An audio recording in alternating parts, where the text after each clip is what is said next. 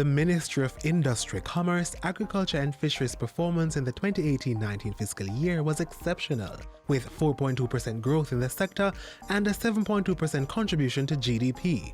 According to Minister Audley Shaw in his recent sectoral debate presentation, this fiscal year 2019-20 will be no different. We are on the road to greater prosperity. There ain't no stopping us now, and there will be no turning back.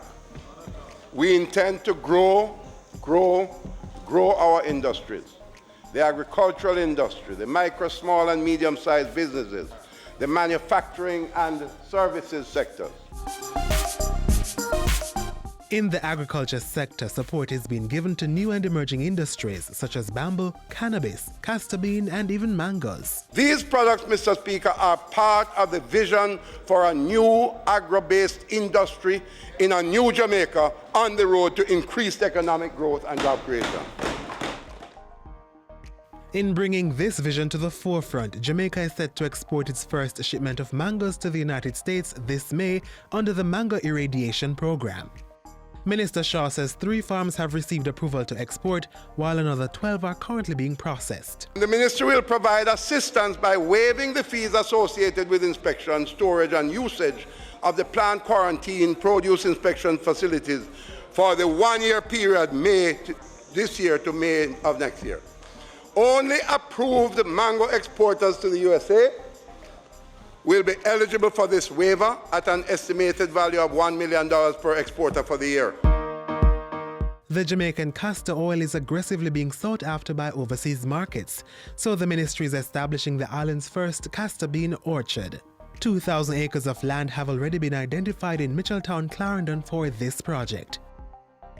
Farmers in St. Catherine and Clarendon will soon have their irrigation issues attended to under the South Plains Development Project. Irrigation facilities will be expanded on 795 hectares of farmland through a £17.5 million grant from the United Kingdom Caribbean Infrastructure Fund, which is being administered by the Caribbean Development Bank.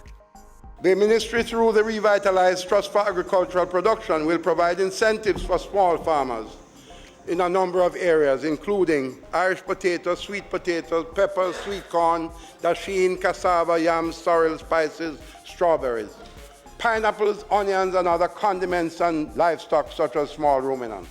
Government intends to spend $552 million in incentives to grow those special crops. In terms of our small and medium enterprises, we are working with them in an inclusive way in order to build out the sector. We have the MSME entrepreneurship policy and 5-year implementation plan. We have the Jamaica Business Development Company that is working with us to try to get more work going among our small businesses in a formal and in a practical way. As part of that, government has initiated a study into the use of dormant banking funds in the country. If we are able to bring dormant funds down to the world average of 7 years, it will open up billions of dollars that will need to be made available to our small, medium enterprises for loans both to business. At the same time, businesses start benefiting from the Jamaica Trade Information Portal as of May 16. The portal is the first of its kind in the English-speaking Caribbean and will bring export and import-related regulatory information and step-by-step guidance on a single platform.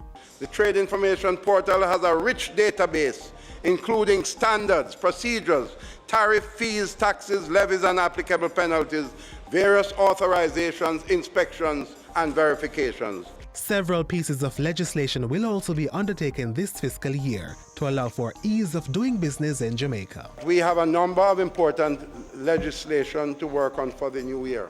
The Companies Amendment Act, the Cooperative Societies Act, the Modernization of Intellectual Property legislation, the Trademarks Act and Rules, the Protection of New Plant Varieties Bill, the enactment of the Scrap Metal Act, the National Compliance and Regulatory Authority Act and related legislation, just to name a few.